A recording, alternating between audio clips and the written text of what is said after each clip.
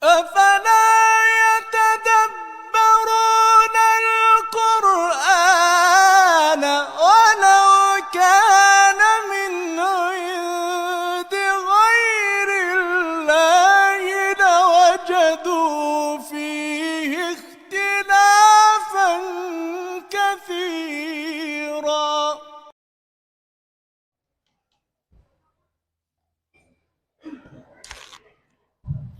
Assalamualaikum warahmatullahi wabarakatuh.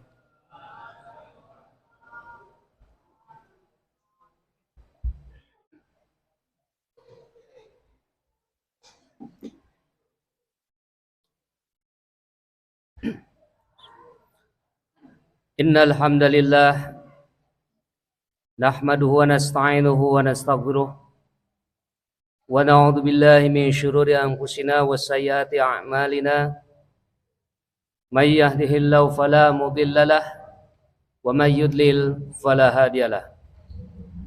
Asyhadu an la ilaha illallah wahdahu la syarikalah wa asyhadu anna Muhammadan abduhu wa rasuluh.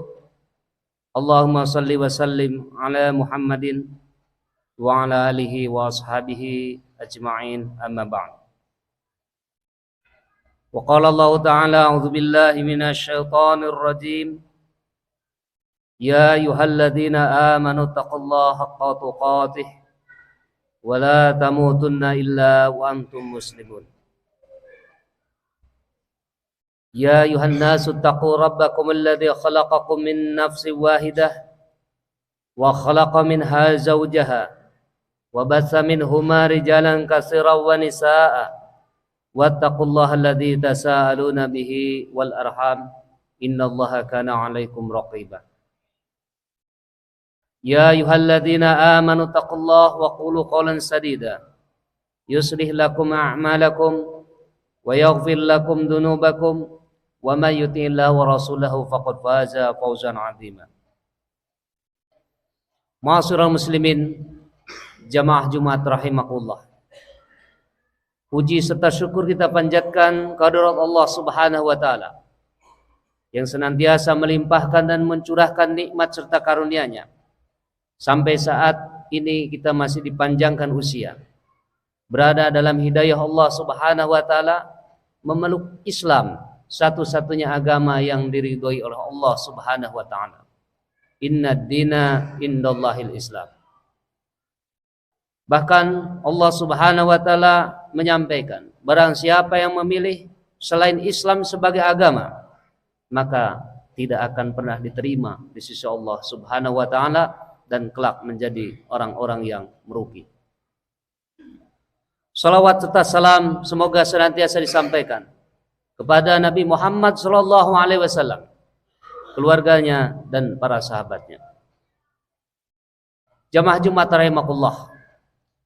Khatib mengajak kepada kita semua, marilah kita berusaha sekuat tenaga untuk menjadi orang-orang yang paling bertaat, paling patuh terhadap Allah Subhanahu wa taala dan melaksanakan perintah-perintahnya, meninggalkan larangan-larangannya.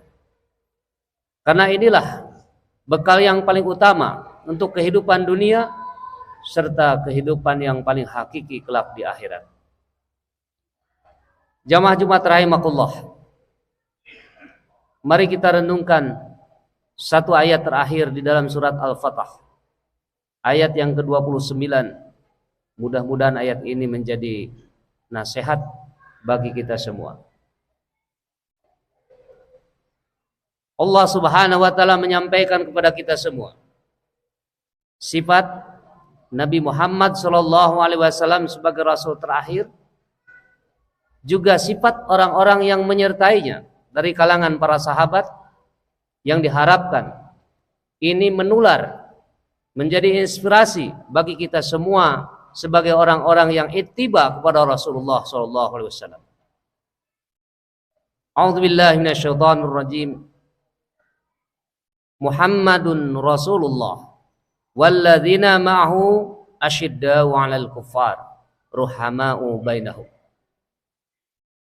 Muhammad seorang manusia adalah Rasulullah, utusan Allah.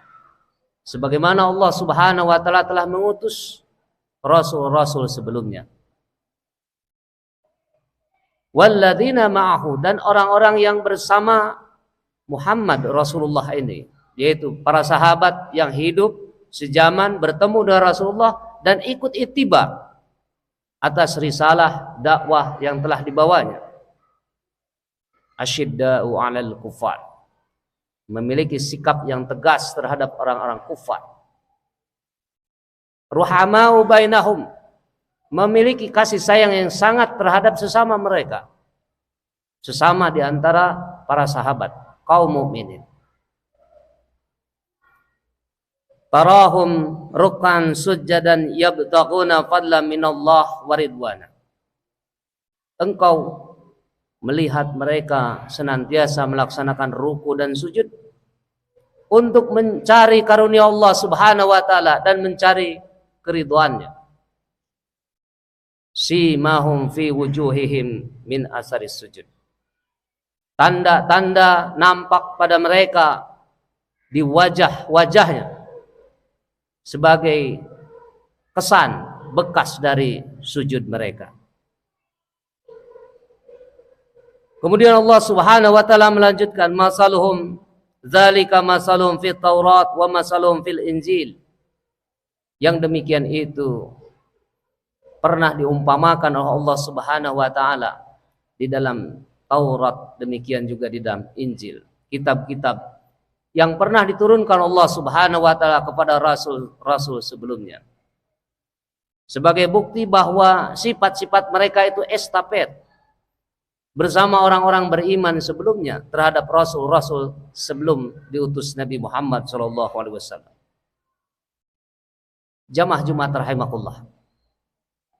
Ini diantara penggalan ayat surah Al-Fatah ayat 29, yang mana Allah Subhanahu wa taala menjelaskan kepada kita semua bahwa seorang rasul yang ditugaskan oleh Allah Subhanahu wa taala untuk berdakwah, amar ma'ruf nahi munkar.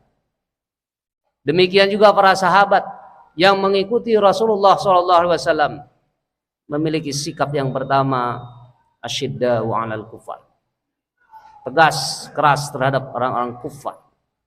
Kalimat kufar ini tentu sangat berbeda dengan kafir, karena kufar adalah memiliki makna orang-orang yang menutup hatinya, belum menerima hidayah Allah Subhanahu wa taala, tetapi sangat keras dan sangat membahayakan orang-orang yang beriman.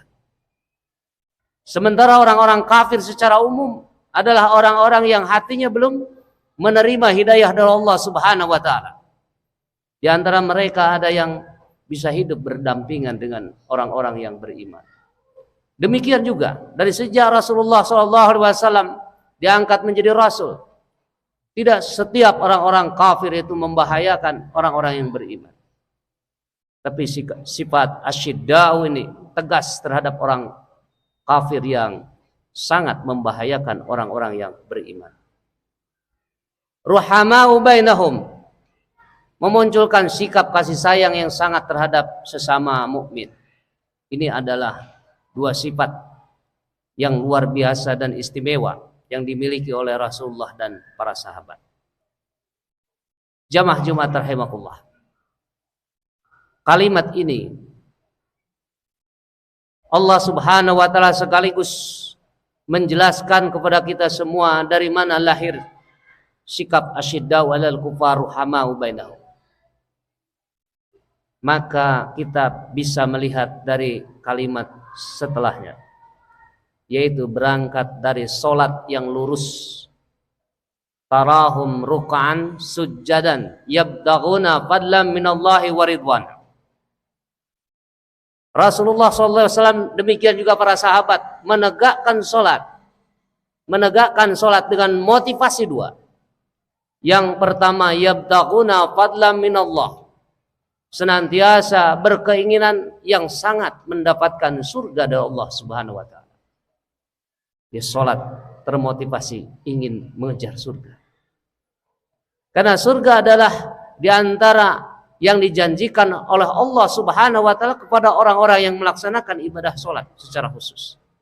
Secara umum setiap peribadatan ada janji dari Allah Subhanahu wa taala berupa pahala. Orang bisa melaksanakan sholat ataupun bisa melaksanakan ibadah-ibadah yang lain dengan motivasi, dorongan yang bermacam-macam. Bisa karena dorongan dunia, bisa karena dorongan manusia, bisa karena dorongan iman kepada Allah Subhanahu wa taala. Tapi sifat orang yang beriman, mereka menegakkan sholat lillah.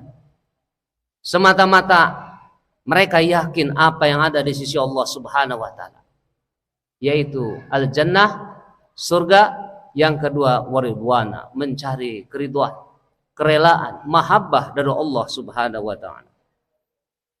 Jamaah Jumat rahimakumullah.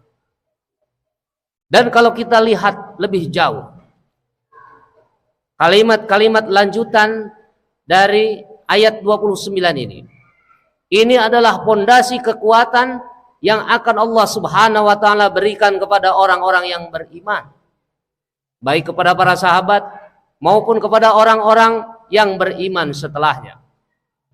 Barang siapa yang menegakkan sholat dengan benar, dengan niat dan motivasi yang benar, maka Allah akan kokohkan, akan berikan kekuatan kepada mereka yang melaksanakannya di atas orang-orang kufar.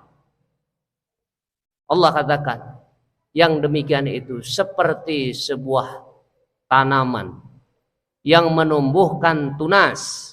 Kemudian tunas itu tumbuh menjadi besar, menjadi tinggi, lurus, kokoh, tegak di atas pokoknya. Ini adalah kekuatan yang diberikan oleh Allah Subhanahu wa taala kepada orang-orang yang beriman, dimulai dari kelemahan. Yang mana tanaman ketika sudah menjulang tinggi, kokoh, menyenangkan kepada yang menanamnya. Orang yang menanamnya begitu senang melihat tanaman yang kokoh dan kuat ini. Inilah yang akan dialami oleh orang-orang yang beriman dengan mengawali menegakkan sholat dengan benar. Jamaah Jumat rahimakumullah. Oleh karena itu sangat sejalan ketika Rasulullah SAW berwasiat kepada kita semua untuk senantiasa menjaga sholat ini. Bahkan Allah Subhanahu wa taala secara khusus mewasiatkan kepada kita semua untuk menjaga sholat. Hafidhu ala salawati was sholatul wusta. Jagalah sholat. Karena dari sholat inilah segala bentuk kekurangan-kekurangan, kelemahan-kelemahan kaum mukminin seperti yang pernah dialami oleh Rasulullah SAW dalam berdakwah, maka kelak akan menjadi suatu kekuatan yang sangat dahsyat. Tetapi demikian juga sebaliknya. Tatkala kaum mukminin, kaum muslimin sudah mulai menyia-nyiakan salat yang pokok, yang menjadi bagian dari rukun Islam, yang menjadi bagian dari tiang agama, maka akan rontok dan lemahlah orang-orang yang beriman. Allah Subhanahu wa taala akan menjauhkan pertolongannya dari orang-orang yang beriman. Kemudian Allah Subhanahu wa taala melanjutkan, wa'adallahu alladziina aamanu wa 'amilus shalihat minhum maghfiratan wa ajran 'azima. Allah menjanjikan kepada orang-orang yang beriman dan beramal saleh, dalam hatinya memiliki keyakinan kepada Allah Subhanahu wa taala, kemudian diwujudkan dengan menegakkan sholat dengan niat yang benar, hanya mencari ridho Allah Subhanahu wa taala dan mengejar surga Allah Subhanahu wa taala, akan melahirkan sikap yang tegas terhadap orang-orang kufar dan melahirkan kasih sayang sangat terhadap sesama mukmin. Kemudian dari itu Allah Subhanahu wa taala menjanjikan maghfirah, ampunan, wa ajran 'azima, dan pahala yang sangat besar. Ini adalah janji Allah Subhanahu wa taala yang nyata-nyata ditulis di dalam Al-Qur'an. Mudah-mudahan menjadi motivasi bagi kita semua bahwa pendidikan yang sangat besar di dalam tahapan pendidikan, mulai dari keluarga sampai di pendidikan formal, sholat menjadi pendidikan yang harus menjadi ciri khas bagi pendidikan orang-orang yang beriman. Rasulullah SAW mengingatkan kepada kita semua, sholat mulailah dari usia 7 tahun. Sholat mulailah dari usia 7 tahun. Padahal anak usia 7 tahun belum baligh, belum memiliki kewajiban untuk melaksanakan sholat. Betapa generasi yang komitmen dengan sholat ini harus dipersiapkan bertahun-tahun lamanya sampai start mulai dia melaksanakan sholat, ditulis amalnya oleh 2 malaikat. Barakallahu li wa lakum.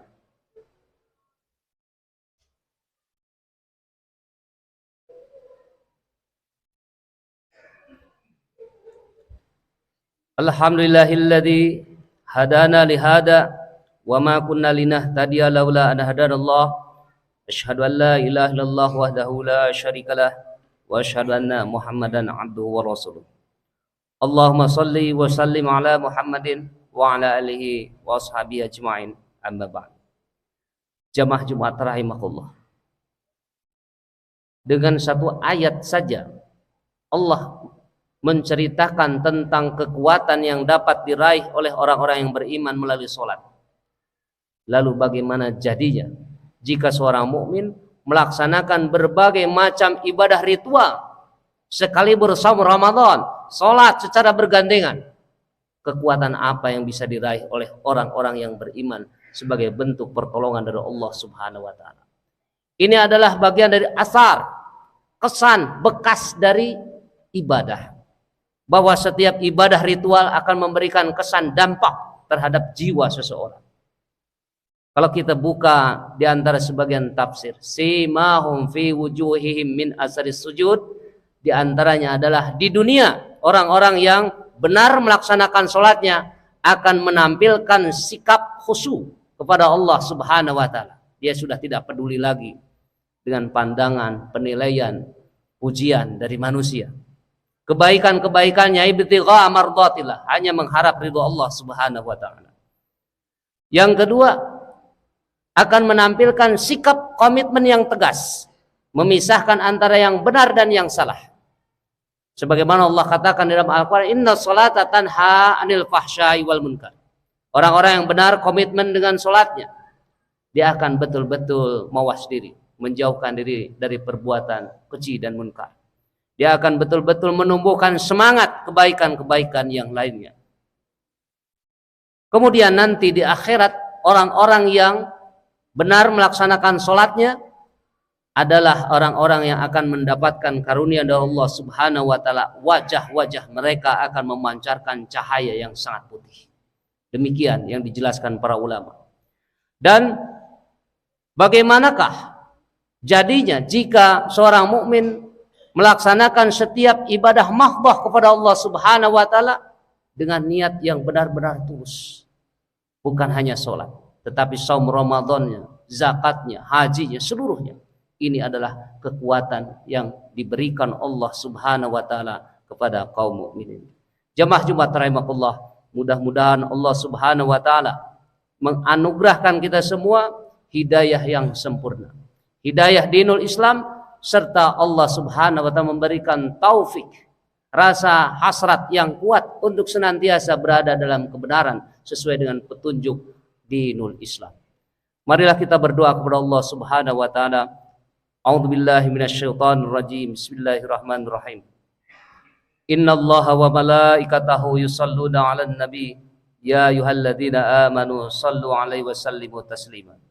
Allahumma shalli 'ala Muhammad wa 'ala ali Muhammad kama shallaita 'ala Ibrahim wa 'ala ali Ibrahim innaka Hamidum Majid. Rabbana innana amanna faghfir lana dhunubana wa qina adzabannar. Rabbana dhallamna anfusana wa illam taghfir lana wa tarhamna lanakunanna minal khasirin. Allahumma ighfir lil mu'minina wal mu'minat wal muslimina wal muslimat al ahya'i minhum wal amwat innaka samiun qaribun mujibud da'wat. Rabbana hab lana min azwajina wa dhurriyyatina qurrata a'yun waj'alna lil muttaqina imama. Rabbana la tu'akhidna in nasina aw akhtana. Rabbana wa la tahmil 'alaina isran kama hamaltahu 'alal ladzina min qablina. Rabbana wa la tuhammilna ma la taqata lana bih wa'fu 'anna واغفر لنا وارحمنا أنت مولانا فانصرنا على القوم الكافرين ربنا آتنا في الدنيا حسنة وفي الآخرة حسنة وقنا عذاب النار سبحان ربك رب العزة عما يصفون والسلام على المرسلين والحمد لله رب العالمين أقم الصلاة